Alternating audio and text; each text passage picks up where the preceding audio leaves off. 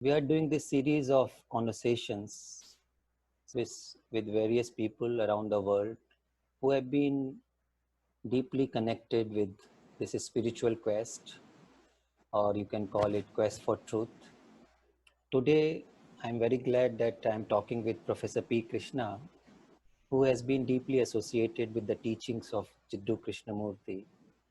Professor Krishna doesn't need an introduction among people who have been following Krishnamurti's teachings. But just to introduce to new readers or new viewers, that Professor Krishna was a professor of physics in Banaras Hindu University. He was there for about 24 years. And in 1986, he joined Krishnamurti Foundation India in Rajghat, Varanasi on the invitation of J. Krishnamurti. He first met Krishnamurti in 1958, and he has been deeply connected with his teachings. He has dedicated his whole life for this quest for truth. He has written a number of books, and his recent book is on the memoirs of J. Krishnamurti called A Jewel on a Silver Platter. This book has also been translated in Hindi.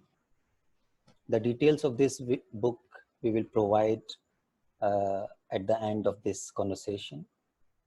So welcome, Professor Krishna. Today, I was thinking to consider this question of facing a world in crisis. We are all facing this global crisis, as you know, and various kinds of crises keep coming on this earth. My question is, like, how does it happen that we don't learn from crisis?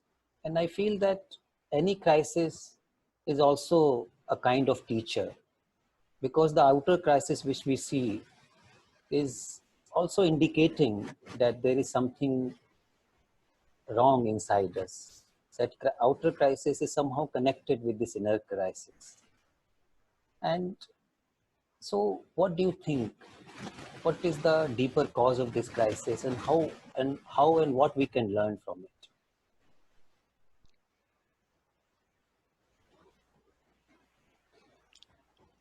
See, there is the immediate remedy and there is the long-term remedy for problems. Normally, human beings are concerned with the immediate remedy. As soon as there is a crisis, what shall we do to avoid this crisis, to minimize its effects and so on. But we don't often ask, why are we constantly going from one crisis to another? Why has life become a series of problems to be solved? And whether there is something wrong with the way we are approaching life. It is that learning which is what the spiritual teachers are asking us to do. They are pointing out that whatever is there in our consciousness manifests in our relationships, and millions of such relationships constitute society. And therefore, society cannot change very fundamentally unless our consciousness undergoes a transformation. But we are not interested in that. By and large, we are interested in relief for our pain or our immediate difficulty. And so long as we continue in the same lifestyle with the same aims, ambitions, approaches, desires, greed, uh, the crises are inevitable. We don't know whether which crisis will come first or what the next crisis will be. And it's also, the ecologists are also now pointing out that all this is connected with the ecological crisis that we are seeing, and which they are predicting that in the next 10, 20 years, it can destroy large swathes of humanity on the earth. But is the human being willing to learn, or is he only seeking immediate relief? that is the, I think that is the reason behind uh, this crisis and the inability of human beings to learn from it in the deeper sense. Would you say that any crisis is a result of our certain way of living? And this way of living, I feel, is this, this mechanical and self-centered way of living is the one deeper cause of any crisis. And this self-centered way of living also makes the mind somehow insensitive to the, suffering of our life. And we become part of a groove, a pattern, and we don't see that crisis is emerging in a seed form. We become awake when the crisis becomes really big, and suddenly we ask what to do. So won't you think that the intelligent way of living is to be awake when the seed of crisis is sown, like in our day-to-day life, in our relationships? Yeah, I would take the example of physical health, which is easier to understand. If you keep on having headaches every day, is it all right to just take aspirin every day and get rid of headaches? Or does intelligence demand that I must find out what is the underlying cause of these headaches and eliminate that cause? So that's why one goes to a doctor, he does some diagnosis, he finds out the underlying cause and then decides how to eliminate it.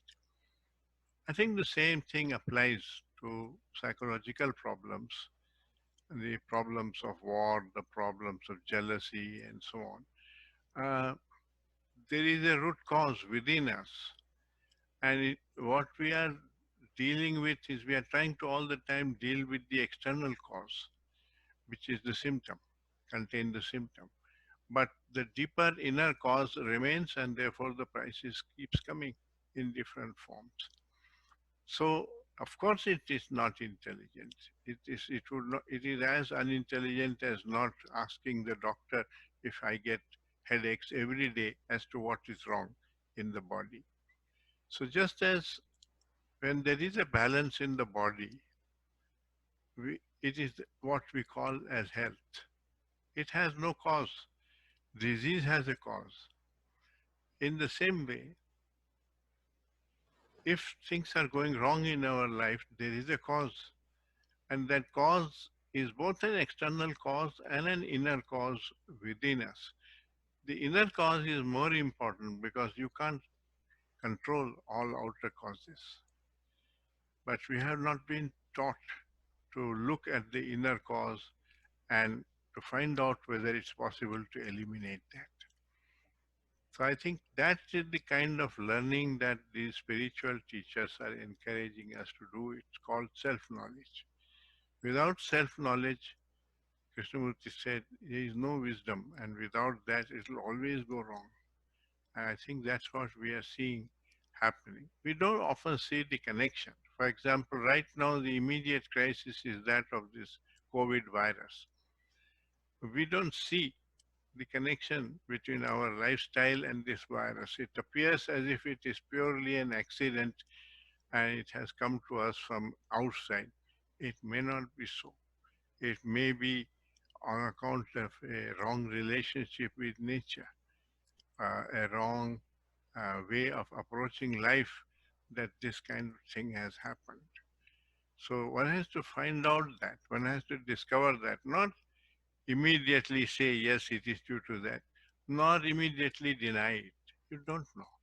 So you have to find out. But are we interested in finding out, or we are only interested in relief?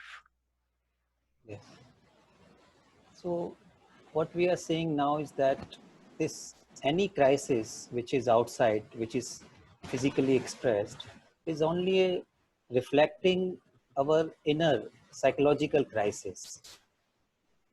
So unless we address this psychological crisis and the root cause of it, these outer crises will keep happening. I So, would not say any crisis. hmm, Some crises do come as a natural disaster also. For example, if cholera spreads or typhoid spreads, and so on.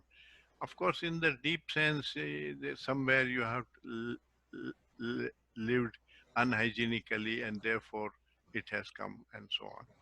But you can't really tell a very poor man to keep hygiene and all that. He lives in those conditions. It happens. So I would not, it's a bit of an exaggeration to say that every calamity, every disaster comes out of this. But yes, many do, particularly the psychological ones. And the psychological and physical are not completely separate from each other either. Yes. So, what would we say that one, if we have to say one deeper cause of this psychological crisis or suffering, can we say that it is the deep ignorance of the mind, when mind is not able to discern what is true and what is false, what is essential and what is non-essential? So, can we Yes, say I that? mean, that means one lives with a lot of illusions Yeah. mm, in the mind, and from those illusions, a considerable amount of psychological disorder arises in our consciousness. But the deepest root cause or ignorance is that human beings think that acting out of self interest is in their self interest. It appears so because, in the short, if you see with a narrow vision, you feel that it is profitable to try to approach life with self interest. But if you keep watching and you see with a long vision, you will discover that ego process or approaching life with self interest is the cause of all breakdown in relationships, of the disorder in your consciousness, and therefore also in society. So the fact that we are not aware of this and we have not really perceived the danger of it makes it continue. Mhm. Yes.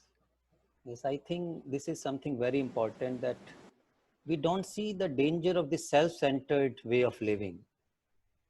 And so the question is, why don't we see it? As you said, that because it gives immediate security, immediate profit, and we are not able to see far.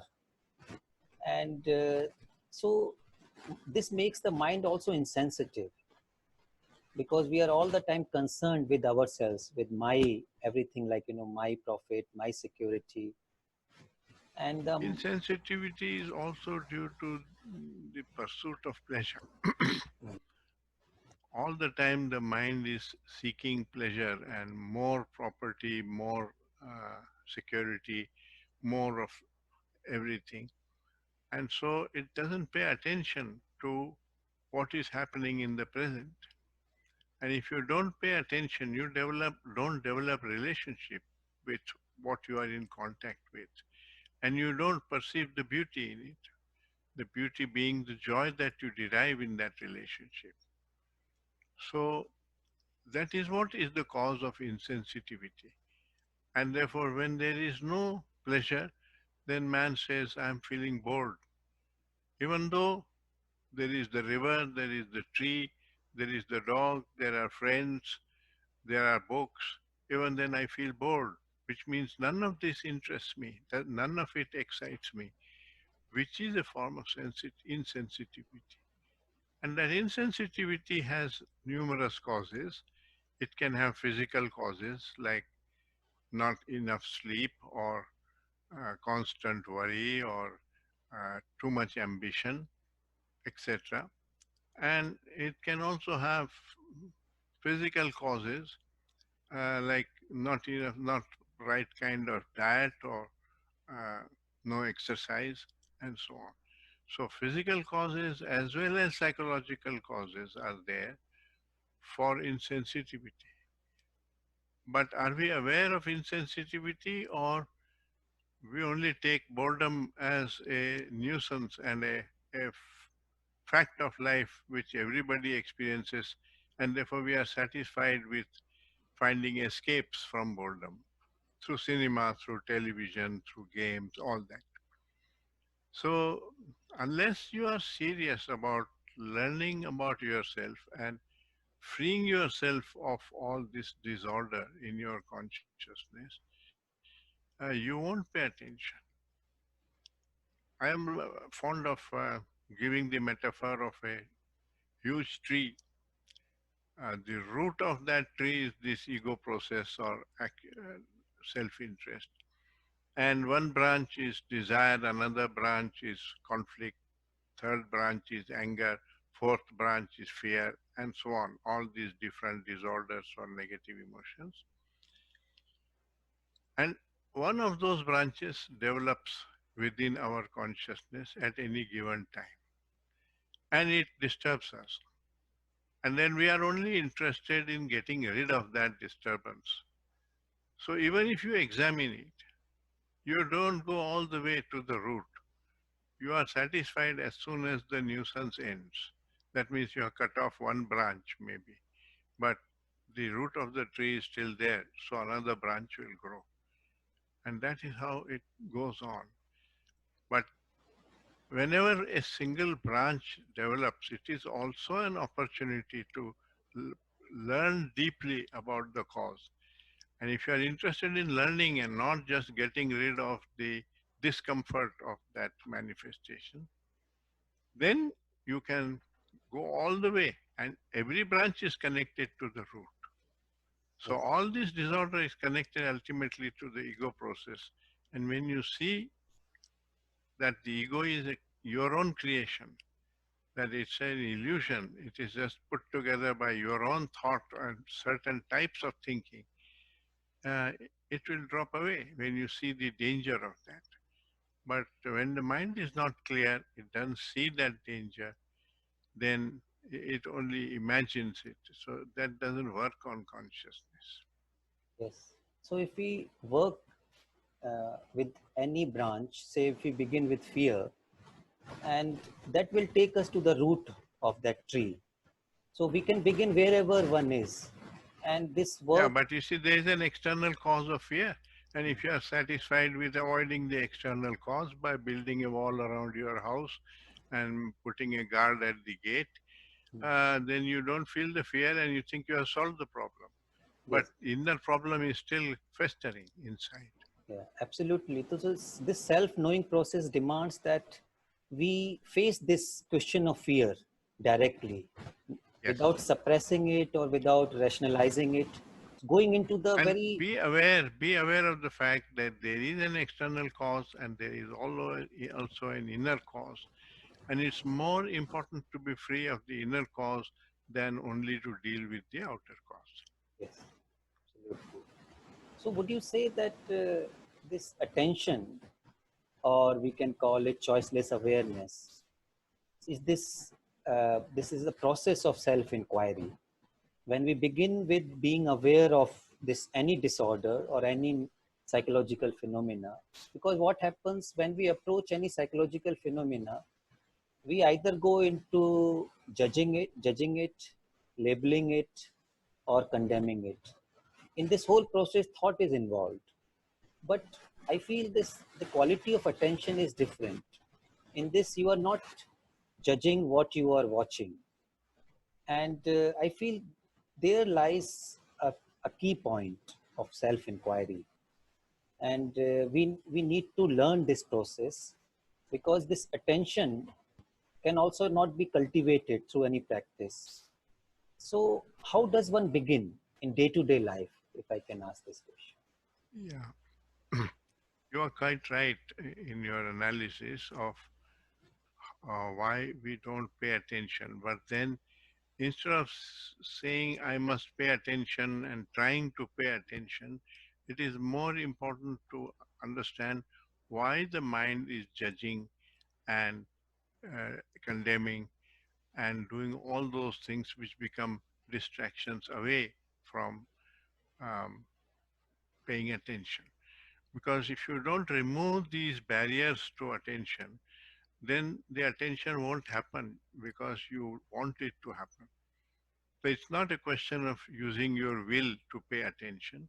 It's a question of the attention should automatically, naturally be there, and it won't be there if all these other factors are operating. So that's part of the learning about oneself. So one has to ask oneself, why is the mind constantly judging and evaluating? And you will find that itself is being done out of self-interest, out of the desire for security or to avoid pain and to increase pleasure. But this whole process of judging, condemning, guilt, all this is a result of inattention because we are not paying attention to the activities of thought or the mind. That's why this goes on. Thought moves without the quality of awareness when we are not paying attention to it. So it is also about paying attention to our inattention. Yes, Mukesh, but the thing is, attention comes wherever one is really interested. It comes naturally and so on. A child pays attention to the toy, he's interested in playing that. The adult also pays a lot of attention when he's playing a game and so on. So when you are not paying attention, it means that you are not really interested. You are doing something else in which you are interested. So one has to find out what that something else is and why one is so interested in this judging and condemning and choosing and all this thought activity. It may be just habit, because right from childhood, that's what one has done. It may also be that it is egoistic and it is because in that one feels that it is important because it's profitable. Profitable, not only materially profitable, but also psychologically profitable. Mm. Increases my safety or security or uh, name and fame and so on, reputation. So unless one pays attention and watches what is going on without interfering with it, if you say you must pay attention, your mind will interfere with and pull itself out from the distraction and try to pay attention. That will go wrong because you are bringing the ego in the very process of doing that. So instead of that, Krishnamurti suggested just passive awareness. Passive means you are not interfering at all with the phenomenon, but you are watching what is going on and you are interested in learning about it, not directing it in a particular direction. Learning about it means uh, how exactly it happens and what are the consequences of that. Just watching that whole thing. Yes, That's what he's suggesting. So from that, it will happen. But when you already have an idea that I must be paying attention and I'm not paying attention, you bring in the ego into that and it will try to force attention. Force attention is not attention. absolutely. Like, for example, when we are walking on the road, the body is attentive naturally because it sees that if I am not attentive, there is a danger of meeting an accident. So I sometimes wonder, why does not this quality come into our day-to-day relationship? Like when it comes to the psychological matters, why that quality of attention is not there? Is it that we don't, our whole system doesn't see the need for it? That's why we fall into these traps of, habit, patterns, and then insensitivity. Yeah, you've given a good question. And I'm reminded of a walk I went with Krishnamurti in Rajghat. And I was chatting away and saying all kinds of things and so on. After a time, he stopped me. He said, just watch and walk silently. Huh? Because that itself is a distraction. The fact that you enjoy chatting and you talk with your colleague, then you don't pay attention to the environment, to the birds, to the tree, and therefore you have no relationship with all that nature. So he did not like to go for a walk with people who would be talking to him. He went for a walk and he wanted that all of us should be paying attention to the walk and so on. It's not as a rule, but I think it came out of that understanding which you are just pointing out. but the pleasure factor is very strong. You enjoy it. As soon as you see something, the joy of sharing it with your friend is there. So you say, "Oh, come look at that. What is happening there?" You share the excitement and so on. You have to, if you are really interested in cultivating a relationship with all that there is around you, then you have to limit your search for this kind of pleasure, constant pleasure and excitement. Mm. Yeah, as you know that Krishnamurti often says that knowledge does not bring about real freedom. And so I sometimes wonder, like we interact with various teachings, like we also study Krishnamurti teachings or Buddha's teachings, or it can be any teachings. And somehow mind gathers lot of knowledge, and it turns into an intellectual inquiry. And of course, intellect has its place for creating questions or various, but that doesn't bring about a real change in our day-to-day behavior or life. So what do you think, like, this mind's tendency to turn everything into a knowledge and store it and try to live from there, won't you think that this is one of the blocks seekers of various teachings they face? Yeah, knowledge is a kind of intellectual property. It is useful for daily life to do your work or to describe something and to write a poem and things like that. But it does not transform consciousness. It's like a property. You may live in a big house or in small house, or you may have more money or less money. But whether you feel jealous, whether you feel angry, whether you feel fear, whether you worry or feel bored, that's not affected by the property that you have, nor is it affected by the intellectual property that you have.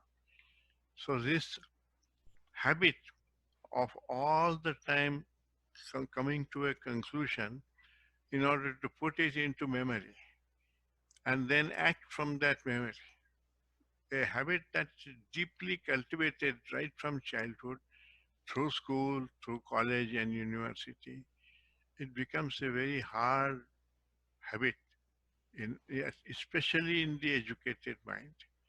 I'm not 100% sure, it must be weaker in a villager who is not educated. But for most of us who are educated, it's a very deep habit. And that habit does block freedom because you look at everything through the screen of this knowledge. That knowledge also contains a lot of illusions. It contains a lot of beliefs and value system and culture, and you give various names to it, and therefore you don't see the actuality of it. So would you For say they example, you can keep a woman closed inside a veil or in a room and say this is our culture. Our women don't reveal themselves to other men, and you call it culture. Therefore, you don't see the cruelty in it. So that kind, I mean, that's just a very gross example, but that kind of thing goes on all the time in our society. so when we become aware of this knowledge and its limitations, and give its right place, like giving the right place of knowledge is part of this self inquiry. And I was wondering that having an insight into this whole phenomena of knowledge, which limits us, which blocks the change. So, how does this insight happen? Because without that insight, uh, the pattern cannot be broken. Would you say that seeing directly things as they are is insight? Well, you won't see things unless you ask. You have that question in your mind. If you just look at the tree, you just tree. If you have a question in your mind, what is the nature of its flowers, then you will look for the flower and see the flower. So there has to be also a, a question, and that is where the value of knowledge comes or intellect comes, that it creates the question and communicates the question, which is what you have just done, for example, that you have raised this question in my mind about the role of the intellect and what is insight, how does insight come. Now, thought cannot answer that question because thought itself is conditioned, it comes from memory, and therefore it's a colored instrument. But the role of thought is over when it has created the question. And now you must use awareness, watchfulness, stay with this question and watch in your daily life. Then you might get an insight. An insight means a sudden flash of something that you did not know earlier. And that brings clarity. Unfortunately, in education, we have not given enough emphasis to this process of insight. Even though all major discoveries in art, in music, in science have all been made through such insights by geniuses, but we have neglected the role of insight because you can't control it. Whereas you can control the thought process and you can cultivate it and so on. So education has mainly been concerned with training the thought process and cultivating it. And when you give too much emphasis to the thought process, naturally the insight gets subdued. Yeah. Usually we block the insight through this, non-stop activity of thinking. When the mind is not quiet or silent, then it is less open to those insights. Of course, we cannot force the insight, but can there be a preparation of the ground? Like when the mind is sensitive, a little bit quieter, then there is a possibility of those insights to happen.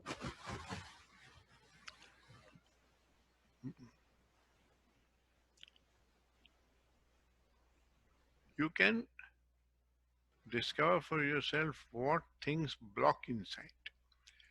You can't ask what creates insight because insight doesn't have a cause. You can see how thought blocks insight because thought approaches through the known and insight is required to make a foray into the unknown. The truth is unknown and therefore you cannot approach it through the known. You have to leave out the known. At some stage you have to give up hold of the known in order to have that flash. If you are very strongly attached to the thought process and the opinion and the known, then it will block. It will not let you have that. So that's why doubt is valuable in this inquiry. Doubt not as suspicion, but doubt as being uncertain. That I appears to me like this, but I am not sure. I don't know. Right? The most ignorant people have been those who have been extremely sure. So you have to be very careful about being so sure. Right? It's better never to be sure. And to say I will watch and I'm learning. The learning mind is not sure. It doesn't live with conclusions. It lives with questions. Was it Socrates who said that, uh, I have known that I don't know? And this is the wisdom, when you realize that, what you know is nothing. So I feel that is the beginning of learning, and which is an endless process. Yes, And he did say that, but they killed him for saying that. yeah, He went and told the nobleman that I don't know the truth, but you are a noble man, you are very learned, so I want to just ask you a few questions. And he exposed the fact by asking questions that they really did not know, and they were pretending that they knew. And so everybody turned against him and they killed him. So you have to be a bit careful. Yeah, this is really a great tragedy to humanity. Whoever speaks the truth is always, somehow under that threat or danger because it is questioning the whole establishment. And yeah, so Krishnamurti was lucky, I would say. I mean, Christ was killed, Socrates was killed, I, Galileo narrowly escaped being killed, and Gandhiji was killed. So wherever you find dissent, there is always this danger that the mob will come and kill you because they don't understand that. that's why, So the respect for dissent is an important part of this inquiry. yes, absolutely. And I always feel touched by Krishnamurti's statement that without love, whatever you do, it goes wrong. So that element of love, uh, Yeah, but you have to understand deeply what he means by love. yes, It doesn't mean what normally in society we consider love to be. I mean, that's just attraction or desire or possessiveness or jealousy and things like that, admiration. But he says love is where the self is not. So he is saying where there is no self interest in that relationship, then it's a relationship of love. So if all your relationships you can free from self interest, then you are relating rightly with the world. Then there will be no disorder in you may be a bit poor, but there will be no disorder in your consciousness. so, Professor Krishna, we are also coming towards the end of this interview. If I have to ask one question, like you have been on this journey, on this path of self-inquiry for a long time. If you have to summarize uh, your learning in few words, what would you say? I would say that the main turning point is to go from the accumulating mind to the learning mind. Then it doesn't matter what your present state is. Don't try to evaluate it.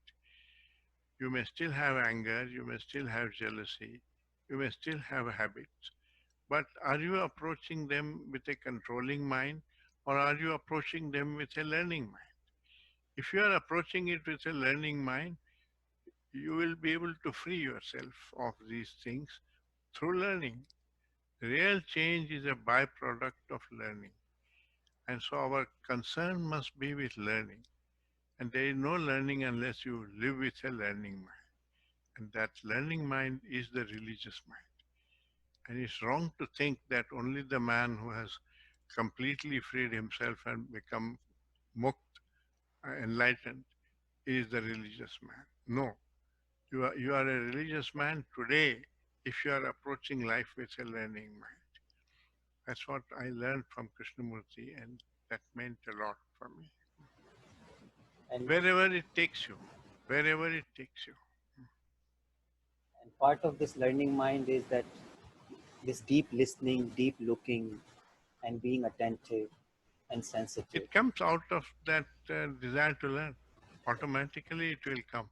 You don't have to decide something to do this. It'll come because you want to learn. You will listen to the other person because you want to really know what he is wanting to say. And you are really wanting to know because it's possible that what you think about that may be incomplete or false. So when you are living with that learning mind, you listen to everybody. I mean, if you notice, uh, I noticed, for example, that Krishnamurti talks to the school child with the same enthusiasm with which he talks to David Bohm. The mind is not evaluating and saying this is a great scientist and that is just a small boy, who is he, and so on. It's not. The attention and the interest is independent of the status and of any measurement. So then it extends to everything. And when it extends to everything, the mind is learning constantly. Without attention, mind is not learning. Attention is always in the present. So, thank you, Professor Krishna. And You're welcome.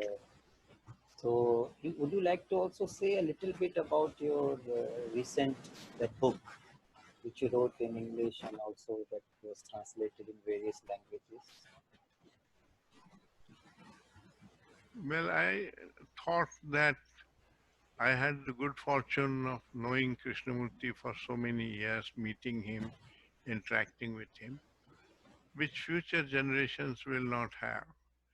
And therefore, I felt that I should put down everything that I know about the man and the personality, and also what I learned about his teaching. And so I leave that for posterity. They have the teaching through the books, which is a legitimate source of the teaching, but they don't have that contact with the man. And so there are two parts to the book. The first part deals with the personality of K and the manner in which he conducted himself. And second part is my investigation or my understanding of his teaching. And that's enough, I think. Thank you, Professor You're welcome. Krishna.